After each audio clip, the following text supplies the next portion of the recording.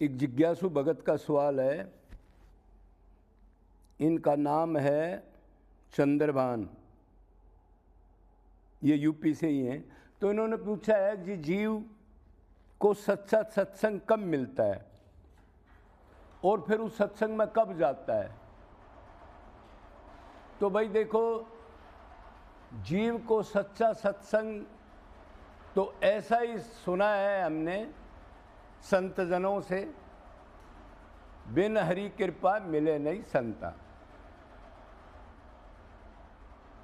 भगवान की कृपा के बगैर सच्चा सत्संग नहीं मिलता। सत्संग का मतलब क्या होता है?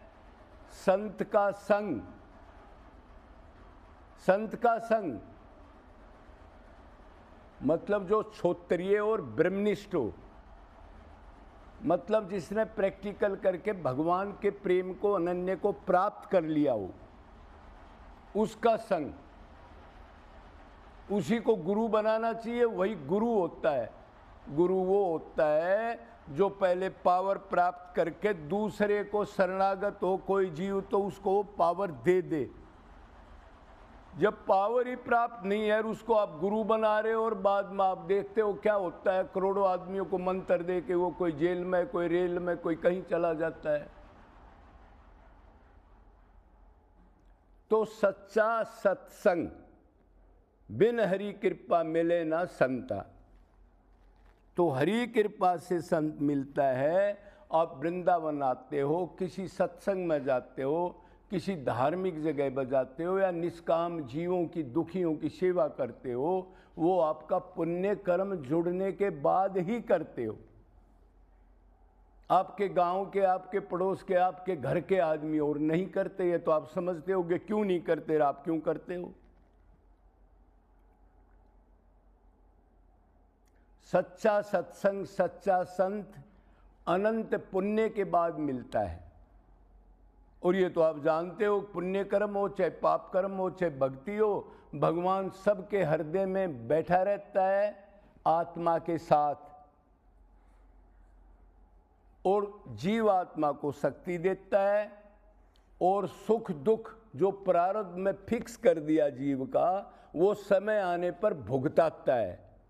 कोई पाप कर्म आ गया तो दुख आ जाता है, आपको टोटा पड़ जाए, आपको रोग लग जाए, आप पर कोई केस हो जाए, आपका कोई बच्चा मर जाए। और जब पुण्य आता है तो वही चीज वो भी फल देता है। एक गरीब आदमी अमीर बन जाता है, एक बच्चा जो स्कूल में, गांव के स्कूल में पढ़ा, वो अफसर बन जाता है। तो परमात्मा अंदर बैठ के शक्ति देता है, सुख दुख को भुगताता है जो पिछला फिक्स हो गया प्रारब्ध का। और तीसरा क्या करता है? तीसरा वो ये करता है अभी जो हम कर्म कर रहे हैं उनको, जो सोचते हैं कर्म, उसी को नोट करता है। उसी को कहते हैं संचित कर्म। जो नोट किए हुए कर्म है वो फिर संचित में चले जाते हैं। तो भगवान की कृपा के बगैर संत नहीं मिलता। आप किसी अच्छे वातावरण में हो, आप वृंदावन, बरसाना वगैरह हो, आपको कीर्तन कर रहे हो, सत्संग कर रहे हो, तो आपका अनंत पुण्य है। रियलाइज नहीं करते आप उसको, ऐसे ही ले लेते हो खिलवाड़ में। अगर रियलाइज करो, देखो मैं पापी हूँ, अब भी पाप कर रहा था, लेकिन मेरे को धाम पर बुला के अच्छी जगह कीर्तन वगैरह सत्संग में मैं बैठा हूँ, तो आप ये समझो प्रभु में कितने दयालु हैं और मैं इतने दयालु प्रभु से दूर हूँ, मैं प्राप्त करके ही रहूँगा। अब उसी की भक्ति करूँगा, बार बार उस संसार में नहीं जाऊँगा। तो ये आपने पूछा था जीव को सच्चा सत्संग कब मिलता है और सत्संग में कब जाता है। सत्संग में जाता नहीं है जीव, जीव को भेजा जाता है उसके कर्मों के अनुसार। भगवान भेजता है। कितने ऐसे संत हैं जो पहले कुछ भी नहीं, कोई सेवा नहीं, कोई ज्यादा, कोई भागवत कथा नहीं, कोई मंदिर जाना नहीं, अचानक ऐसे भक्त बन गए, पलट गए वो। और ये तो हमारे साथ भी हुआ है। एकदम पलटी खा गए, और ऐसी पलटी खाई अब बाद में उधर देखा ही नहीं, बस उसी लक्ष्य पर चल गए। मर जाएंगे लगभग उसी को प्राप्त करेंगे। सच्चा सत्संग तो मिल ही गया था प्रारब्ध के कर्म से, मैंने अभी बताया। सच्चा गुरु मिल गया। क्यों? पुण्य कर्म इतने हो गए तो कोई झोला छाप नहीं मिला। नहीं तो कोई कह देता 4-4 माला कर लिया कर और 2-4 गीता के पाठ कर लिया कर और घर काम करता रहे और 1 साल में 4 धाम की यात्रा कर लिया कर। और ये ना बताए कि वैराग्य की भी है, भक्ति मन ने करनी है, और वैसे तू घूम रहा है मन और कहीं है तो जीरो है, ये नहीं बताता तो हमारी क्या हालत होती। सच्चा सत्संग तभी मिलता है जब अनंत पुण्य हो जाए। अब भगवान ने आपको टकरा दिया सच्चे संत से, ज्ञान करा दिया, वो पिछला फल दे दिया। पहला क्या अचंबा किया? मनुष्य शरीर दिया। नहीं तो और देश में दे देता जहाँ खाना पीना ही सब गंदा है, जीवों को ही खाते हैं, इतने भोग हैं, कोई शर्म नहीं, लिहाज नहीं, कोई सत्संग नहीं, कोई वेद शास्त्र का कोई मानता नहीं। भारतवर्ष में जन्म दिया और सच्चे संत से टकरा दिया और पिछली भक्ति आपको दे दी, एकदम धकेल दिया। अब आगे जो नंबर लेने हैं, जो पिछले जन्मों में बैलेंस रह गए भगवत प्राप्ति के लिए, जो अंतकण शुद्ध नहीं हुआ, अब की बार वो पक्का करना है, ये करना पड़ेगा। वो किया हुआ आपको दे दिया, अगर नहीं करोगे तो फिर उधर ही रह जाएंगे, ऐसे अनंत जन्म में चलता रहेगा। तो ऐसे सत्संग में जाता है जीव।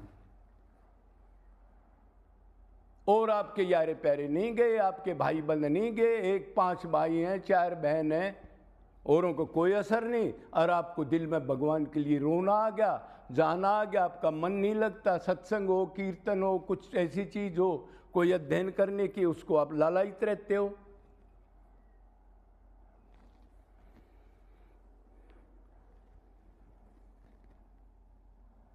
तो परमात्मा ये भूख बढ़ाता है।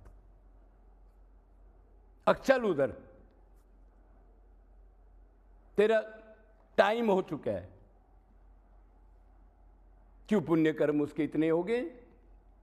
अब भगवान ने नोट की थी, उसको दया आती, तो वो चाहता है मेरे पुत्र मेरे पास आए, ये शरीर समझ के आपस में कितने दुख भोग रहे हैं, फिर दूसरी ही योनियों में चले जाते हैं। तो इसका मेन कारण ये है कैसे सत्संग मिलता है, कब सत्संग में जाया जाता है। अब हमने जो पीछे की पढ़ाई बैलेंस थी वो पूरी करनी है। क्यों? भगवान की एक शर्त है, अनन्य भक्ति से प्राप्त होता हूं। इतनी भक्ति चाहिए अन्य में मन नहीं रहे, और वो भक्ति तो होती है वैराग्य त्याग एकांत में जाकर के, वो घर में नहीं होगी। कभी बात बनाते रहो और अपने आप को भगत मान लो, चक्की पीसनी पड़ेगी। क्यों? उधर खटपट व्यापार करोगे तो मन में वो चीज आएगी, मन उधर से हट जाएगा। मन 10-5 हो तो अलग बात है, एक मन उधर दे दो, एक माँ में, एक बाप में, एक भगवान में, ऐसा नहीं है। तो इस धोखे में नहीं रहना। अब बचा हुआ टाइम, आपको किसी को सत्संग मिल गया, ठीक गुरु मिल गया, तो आप उसकी 100% मान लो, और वो वैराग्य त्याग की ही बात करेगा, असली होगा तो। और नकली होगा वो चेले बनाने के लिए कहेगा घर में ही मंत्र ले जाओ, घर में काम करो, आपकी ड्यूटी है तो गोलोक मिल जाएगा। वो आपका नाश करने के लिए बैठा है। जो वैराग्य की बात कहेगा वो पवित्र, लेकिन आपको उल्टा नजर आता है। अब जो कहता है घर में ही करते रहो, 4 माला 10 माला धर्म से कर्म करो, तुम्हारा गोलोक मिल जाएगा, और जो कहे ऐसे नहीं होगा, बकवास है ये। जाके कलयुग में पशु पक्षी बनोगे, क्यों? आखिरी चिंतन उन कर्मों का होगा, असली होगा वो ये कहेगा। उसके पास भीड़ नहीं होती, और नकली को सब भगवान मान के उसकी भीड़ करते हैं। लेकिन हमने तो भेजा ये देखना है कि हमारा कल्याण कहाँ है। तो निरंतर भक्ति करने की, निष्काम भक्ति करनी पड़ेगी, अनन्य भक्ति करनी पड़ेगी, और गुरु की भी भक्ति करने की। यश देवा परा भक्ति यथा दिव्य तथा गुरु, गुरु की भी भगवान की, दोनों की भक्ति करने की। भक्ति का मतलब है रोना, और 7 जीवों पर दया दान जो भी अपने पास है वो भी लुटाना पड़ेगा। तो ऐसे करेंगे तो ये जेल से पीछा छूट जाएगा, नहीं तो थोड़ी मोड़ी चीज से पीछा नहीं छूटेगा। मृत्यु, बुढ़ापा, रोग, अशांति है, तृप्ति सब खाए जाएंगे आपको, कोई वाली वार्स नहीं होगा। तो सावधान। और अब की बार धोखा नहीं खाना और दौड़ के चलो, अनन्य प्यार करो। अनन्य प्रेम का मतलब समझ लो, प्रभु के गुण, रूप, लीला, धाम, प्रभु को प्राप्त किया हुआ गुरु और राधा कृष्ण सीताराम के अंदर ही मन हो, एक सेकंड ना जाए। ऐसे वैराग्य लेकर के भक्ति होगी। बगैर वैराग्य के भक्ति नहीं, पाखंड और टाइम पास करना है। राजी मत होना, भोगना तो पड़ेगा, फिर जाना पड़ेगा। इसलिए सावधान, अपने असली घर की तैयारी करके चलो। सलाम कर दो इस दुनिया को, ये दुनिया तुम्हारी नहीं है। अनंत बार तो माँ बाप बना के छिक लिए। बोलो वृंदावन बिहारी लाल की।